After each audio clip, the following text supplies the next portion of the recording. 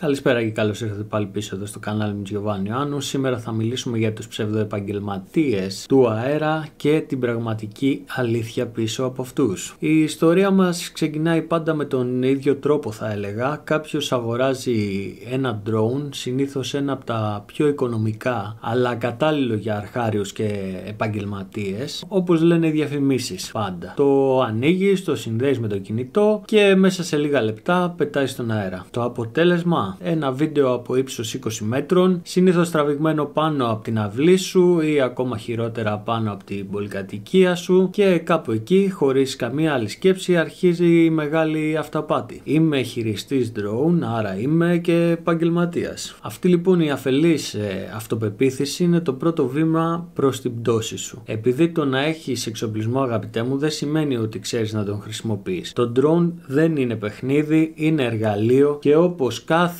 εργαλείο απαιτεί γνώσεις, δεξιότητες και εμπειρία. Αλλά ποιος νοιάζεται για όλα αυτά όταν σήμερα το μόνο που χρειάζεσαι είναι ένα drone και ένα λογαριασμό στο Instagram. Τα drone είναι πραγματικά θαύματα της τεχνολογίας και αυτό το ξέρουμε όλοι. Και εδώ είναι το πρόβλημά μας, βέβαια. Είναι τόσο εξελιγμένα που κάνουν τα πάντα μόνα τους. Πραγματικά τα πάντα. Η κάμερα σταθεροποιείται αυτόματα, η πτήση προγραμματίζεται με λίγα κλικ και βέβαια το drone μπορεί να ακολουθήσει, να γυρίσει γύρω από ένα αντικείμενο ή ακόμα και να αποφύγει εμπόδια χωρίς να χρειάζεται καμία παρέμβαση από το χειριστή. Αλλά ξέρεις ποιο είναι το παράδοξο? Η ίδια η ευκολία καταστρέφει και τη δημιουργικότητά μας. Γιατί να σκεφτείς πώς να στήσεις μια λήψη όταν το drone μπορεί να το κάνει για σένα? Γιατί να μάθεις να πειραματίζεσαι με τη σύνθεση όταν υπάρχει ένα preset που το κάνει αυτόματα? Αντί να αξιοποιούμε αυτή την τεχνολογία για να εξελίξουμε την τέχνη μας, καταλήγουμε να την υποβαθμίζουμε. Χάνεται η δημιουργικότητα, χάνεται το όραμά μας και στο τέλος μένουμε με πλάνα που μοιάζουν μεταξύ τους. Όλοι κάνουν το ίδιο πράγμα με τον ίδιο τρόπο. Και το χειρότερο απ' όλα, πιστεύουν ότι είναι μοναδικοί. Το να ξεκινήσεις με το drone σου ως χόμπι είναι κάτι απόλυτα φυσιολογικό. Είναι μια νέα εμπειρία, κάτι που σου δίνει ενθουσιασμό και δημιουργικότητα. Όμως κάπου εκεί έρχεται η μεγάλη παγίδα, η μετάβαση από το χόμπι στον επαγγελματισμό. Ξαφνικά κάποιος που τράβηξε μερικά πλάνα από την παραλία αποφασίζει ότι μπορεί να πουλήσει τις υπηρεσίες του, χωρίς πραγματικά καμία εκπαίδευση, χωρίς καμία κατανόηση του εξοπλισμού του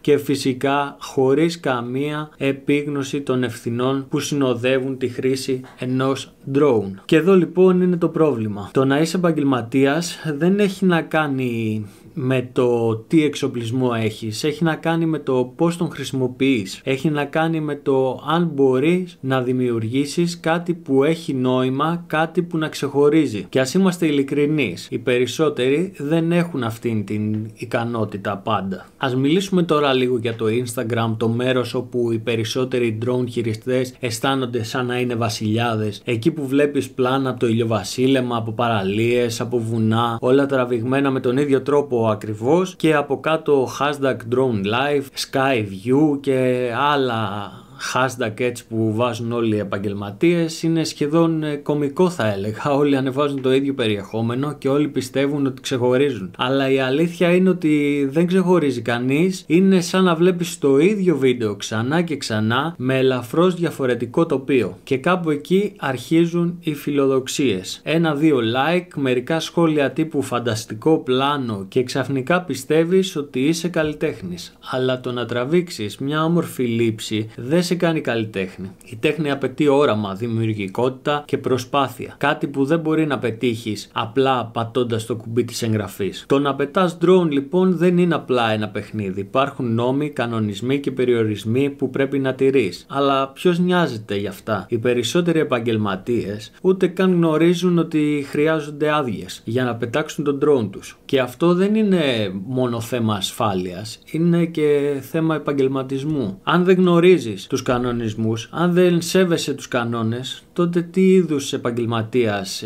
είσαι? Το να πετάς πάνω από μια γεμάτη παραλία ή πάνω από κατοικημένες περιοχές δεν είναι μόνο επικίνδυνο, θα έλεγα, είναι και ανεύθυνο. Οι επαγγελματίες προσφέρουν τις υπηρεσίες τους για ψίχουλα και καταστρέφουν την αγορά. Οι πελάτες νομίζουν ότι η αεροφωτογραφία είναι κάτι πολύ εύκολο και κάτι πολύ φθηνό, και όταν το αποτέλεσμα είναι κακής ποιότητας, περισσότερες φορές καταλήγουν να απογοητεύονται. Αυτό λοιπόν δημιουργεί ένα φαύλο κύκλο, οι επαγγελματίες δυσκολεύονται να ξεχωρίσουν και οι πελάτες χάνουν την εμπιστοσύνη τους. Και η αγορά πάντα γεμίζει με μέτριες δουλειές. Αν πραγματικά λοιπόν θέλεις να είσαι επαγγελματίας, πρέπει να σέβεσαι τόσο τη δουλειά σου όσο και την αγορά. Η δημιουργικότητα δεν έχει να κάνει με τον εξοπλισμό, έχει να κάνει με το πώς βλέπεις τον κόσμο, πώς συνθέτεις μια ιστορία μέσα από τα πλάνα σου. Έχει να κάνει με την προσπάθεια, με τη φαντασία και πάνω απ' όλα τη διάθεση να εξελίσσεσαι συνεχώς. Το drone που έχεις αγοράσει είναι απλά ένα εργαλείο. Αν δεν μπορείς να το χρησιμοποιήσεις για να δημιουργήσεις κάτι μοναδικό, τότε δεν είσαι δημιουργός. Είσαι απλά ένας ακόμα που πετάει κάτι στον αέρα. Περίπου το 90% των επαγγελματιών, χειριστών drone, ξέρετε τώρα, δεν έχουν ούτε την παραμικρή ιδέα για το πώς λειτουργεί το drone τους. Αυτό είναι το μεγαλύτερο, θα έλεγα, πρόβλημα με την επιπλέον ψευδαίσθηση του επαγγελματισμού στο χώρο. Επειδή το drone σου έχει κάμερα 4K και μπορεί να πετάξει για 30 λεπτά, δεν σημαίνει ότι ξέρεις να το χρησιμοποιήσεις. Πόσοι από αυτούς γνωρίζουν τα βασικά? Πώς να αναγνωρίσουν τις περιοχές με περιορισμένο ή καθόλου σήμα GPS? Τι θα κάνουν στην περίπτωση που ξαφνικά υπάρξει η πτώση του drone? Πώς να χειριστούν το drone σε αντίξωες καιρικές συνθήκες όπως ισχυρούς ανέμους ή και βροχή? Η αμάθεια λοιπόν δεν κάνει μόνο κακό στην ποιότητα του έργου, αλλά και στην ασφάλεια. Οι κακοί χρηστές drone μπορεί να προκαλέσουν ακόμη και ατύχημα ή να παραβιάσουν ιδιωτικότητα ή ακόμα και να προκαλέσουν ζημιές σε περιουσίες ή άτομα. Και όλο αυτό γίνεται γιατί νομίζουν ότι μια απλή πτήση στον αέρα και η εγγραφή μιας λήψης τους κάνει ειδικούς. Η τεχνολογία των drone τώρα έχει φτάσει σε επίπεδα όπου δεν απαιτούν ιδιαίτερες δεξιότητες για να παραχθεί μια καλή λήψη. Ένα drone μπορεί να σταθεροποιήσει τη φωτογραφία, να ακολουθήσει αυτόματα ένα αντικείμενο και να αποφύγει εμπόδια χωρίς να χρειαστεί να επέμβει ο χειριστής του. Όμως η αλήθεια είναι ότι η τεχνολογία, όσο καλή κι αν είναι, δεν μπορεί να αναπληρώσει τη φαντασία, την εμπειρία και την ικανότητα του ανθρώπου. Η καλή φωτογραφία ή το βίντεο δεν προέρχονται μόνο από την ικανότητα του drone να πετάξει, αλλά από την κατανόηση του τρόπου με τον οποίο θα το τοποθετήσεις, θα το κινήσεις και θα το συγχρονίσεις με το περιβάλλον γύρω σου. Είναι σαν να λέμε λοιπόν ότι αν έχουμε την καλύτερη φωτογραφική μηχανή, αυτόματα γινόμαστε και φωτογράφοι. Όχι, το αποτέλεσμα είναι το ίδιο. Αν δεν κατανοείς τη φωτογραφία, τη σύνθεση, το φωτισμό και τις τεχνικές, τότε δεν έχει σημασία πόσο ακριβό εξοπλισμό διαθέτεις. Το πραγματικό διακύβευμα είναι η ποιότητα. Αυτοί οι επαγγελματίες λοιπόν γνωρίζουν ότι μια λήψη 10 λεπτών σε έναν χώρο ενδέχεται να απαιτεί προγραμματισμό, αλλαγές στη γωνία και τον φωτισμό και τοποθέτηση του drone σε συγκεκριμένο σημείο και τέλος τεχνική επεξεργασία για να αποδώσει το μέγιστο στον πελάτη του. Η ποιότητα μιας λήψης δεν εξαρτάται από το πόσο εντυπωσιακό είναι το θέαμα ή το πόσο ικανοποιημένο είναι το κοινό από τη θέα. Αντίθετα, εξαρτάται από την ικανότητα του χειριστή να βελτιώσει την εικόνα, να αναδείξει την ατμόσφαιρα του χώρου και να προσφέρει κάτι παραπάνω από το προφανές. Το drone είναι ένα ισχυρό εργαλείο, αλλά χωρίς δημιουργικότητα χάνει τη σημασία του. Οι καλύτεροι επαγγελματίες